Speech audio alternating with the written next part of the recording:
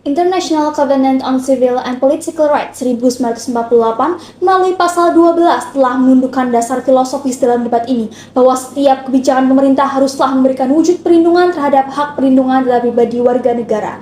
Salus Populi Suprema Lex Esto, keselamatan rakyat adalah hukum tertinggi dalam suatu negara. Assalamualaikum warahmatullahi wabarakatuh. Shalom Om Swastiastu, Namo Buddhaya, dan salam kebajikan. Salam Konstitusi.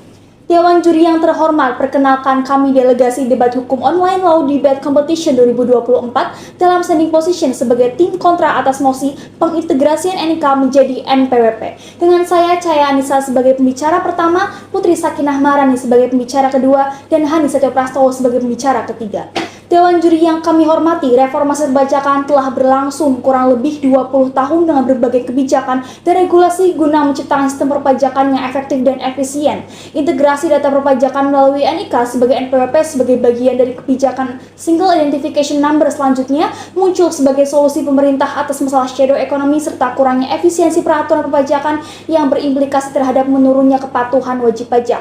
Tujuan mulia tersebut sayangnya telah bertentangan dengan prinsip perlindungan data pribadi sebagaimana Harvard University Law School dalam jurnal penelitian Warren dan Brandish mengenai konsep the right to privacy atau hak asasi pribadi.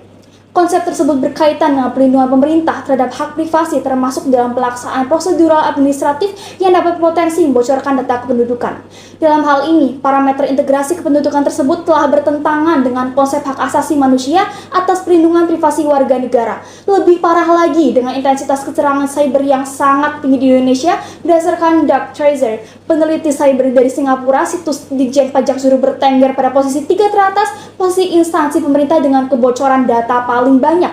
Meskipun integrasi ini sejatinya telah dibarengi dengan update software terbaru dan peningkatan protokol keamanan seperti ISO 27001 sebagai standar ISO nasional, akan tetapi hal tersebut belumlah cukup Dewan Juri yang terhormat mengingat Pusat Data Nasional Kominfo yang menelan dana pengembangan hingga 700 miliar dan menggunakan software dengan ISO 27001 sekalipun tetap terserang ransomware, brain chipper, dan kebocoran data.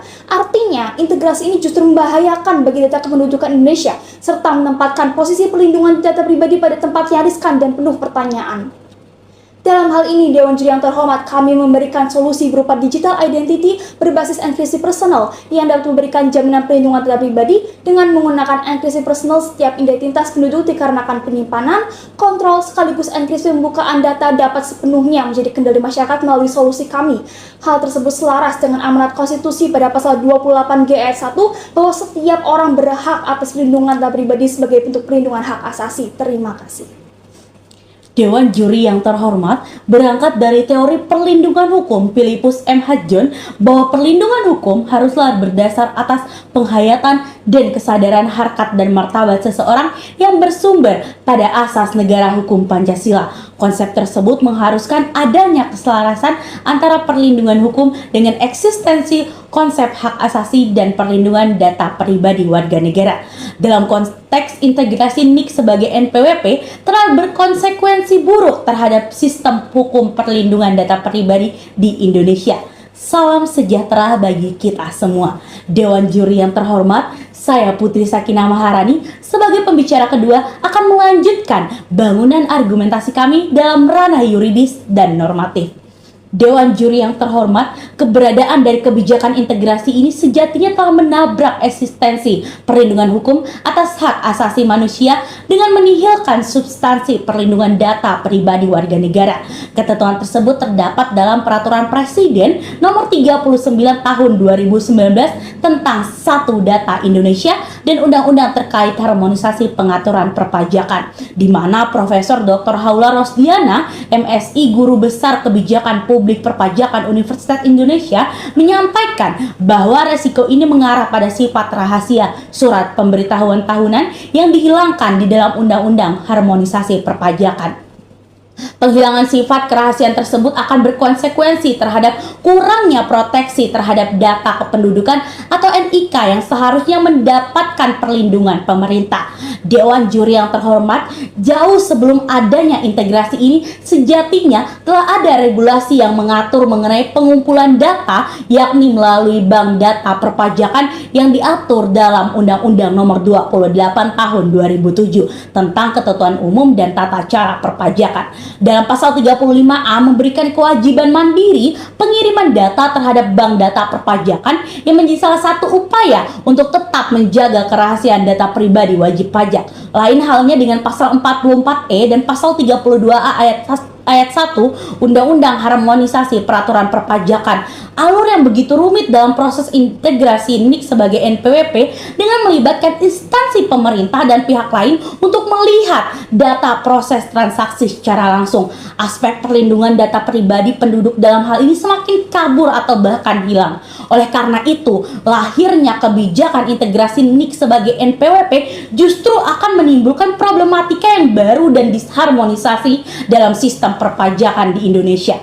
Dewan Juri yang terhormat, untuk menjaga gejolak problematis integrasi NIK sebagai NPWP serta kebutuhan akan kepatuhan pajak dan perlindungan data pribadi masyarakat, digital identity adalah solusi yang hadir sebagai bentuk jaminan privasi yang lebih baik. Sebagaimana yang disebutkan oleh pembicara pertama kami, digital identity sejatinya diatur dalam Undang-Undang Nomor 1 Tahun 2024 tentang informasi dan transaksi elektronik dan Peraturan Presiden Nomor 82 Tahun 2023 tentang percepatan transformasi digital dan keterpaduan layanan digital nasional. Sebagaimana dalam pasal 2 dalam Perpres tersebut, hal ini didukung penelitian oleh Amarudin Widiawan, yaitu yang berasal dari Universitas Gadjah Mada, mengenai analisis keamanan jaringan single sign-on atau SSO. Proyek digital identity ini memungkinkan autentikasi personal dari masing-masing penduduk sehingga jauh lebih aman dibandingkan integrasi NIK yang tersentralisasi ke dalam satu bank data penuh.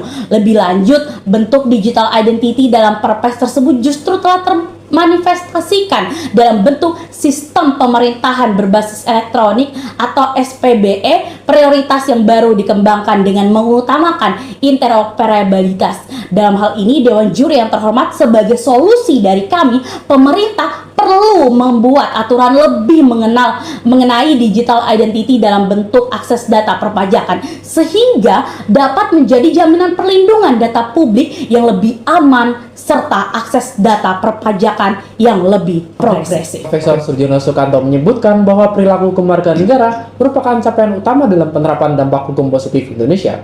Artinya, pengintegrasian NIK sebagai NPWP justru berbahaya mengingat prasyarat kepercayaan masyarakat sebagai bentuk perilaku hukum yang positif belumlah terpenuhi. Salam sejahtera bagi kita semua. Dewan Juri yang terhormat melanjutkan konstruksi bangunan argumentasi yang telah dipaparkan oleh pembicara pertama dan kedua dari kami. Di sini saya Hani Suprastowo sebagai pembicara ketiga akan membahas mosi kali ini secara komprehensif dalam ranah empiris, sosiologis, dan studi komparatif. Dewan Juri yang terhormat, ketaatan dan perilaku kepatuhan pajak sangat bergantung atas kondisi psikologi dan sosial wajib pajak. Sebagaimana John D. Watson melalui teorinya behavioral approach atau kebiasaan klasik menerangkan bahwa aspek kepatuhan ini terkait erat dengan psikologi dan sosial manusia, sehingga ini berujung pada teori kepatuhan pajak empiris berbasis kepatuhan.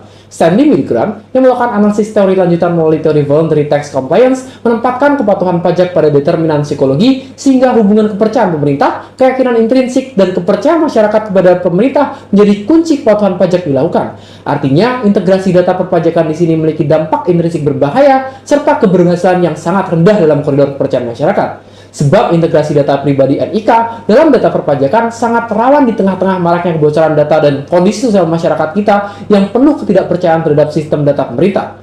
Perusahaan keamanan cyber Surfshark dalam ini telah membuktikan bahwa Indonesia masih meningkat dan masih berada pada peringkat 3 terlemah dari segi perlindungan data yang hanya diikuti oleh riset nasional kepercayaan masyarakat oleh Dirjen Aplikasi Informatika yang mengungkapkan bahwa kepercayaan masyarakat terhadap perlindungan data pemerintah hanya berangka 6 dari 10 atau berstatus rendah. Dewan Juri yang terhormat, dari segi percepatan administrasi, integrasi NIK dan MPP memang sesuai dengan asas kesederhanaan sebab integrasi NIK terhadap MPWP memungkinkan sistem otomatisasi dan input data perpajakan. Akan tetapi, resiko dari kesederhanaan tersebut justru dapat melanggar asas keadilan perpajakan di mana sistem integrasi ini menempatkan seluruh wajib pajak dan non-pajak pada satu koridor input data yang sama. Artinya, Dewan Juri yang terhormat, risiko kebocoran data yang diterima tidaklah sebanding dengan risiko kepatuhan pajak yang dilakukan. Hal ini bertentangan dengan teori keadilan prosedural atau procedural justice teori Tibot-Walker, di mana penerapan integrasi ini tidak memiliki prosedur yang proporsional sehingga tidak mengarahkan pada kecenderungan hasil yang lebih adil.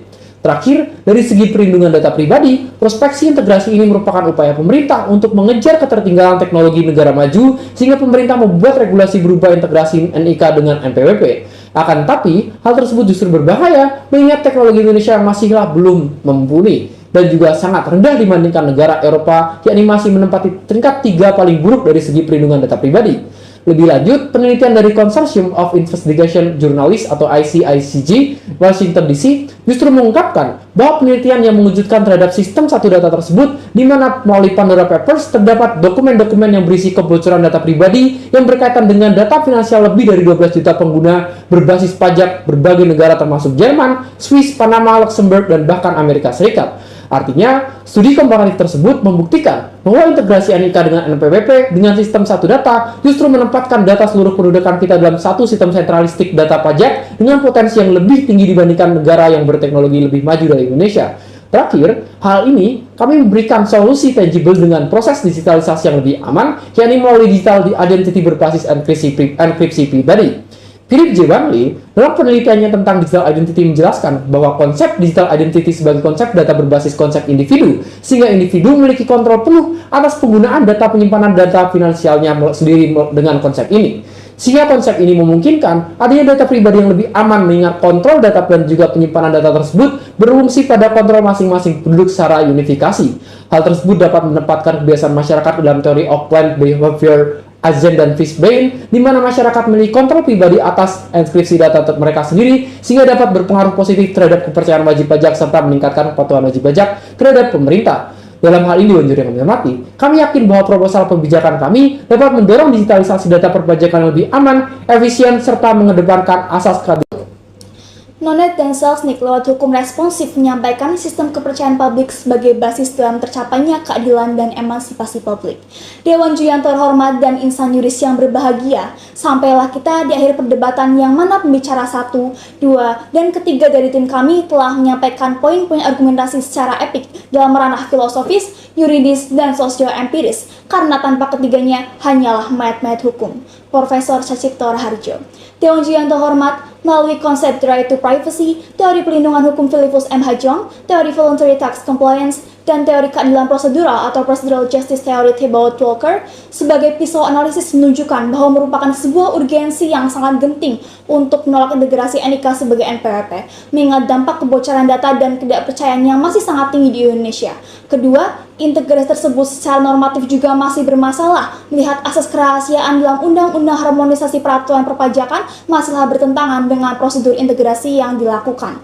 Terakhir, melihat indeks Indonesia dalam kebocoran dan pelindungan data yang masih rentan, justru berbahaya bagi Indonesia untuk menerapkan sistem integrasi sentralistik berbasis bank data. Dalam hal ini, kami mengajukan solusi berupa pengaplikasian digital identity dalam sistem akses data perpajakan yang dalam hal ini memungkinkan sistem penyimpanan serta enkripsi yang terunifikasi secara personal terhadap masing-masing penduduk Indonesia.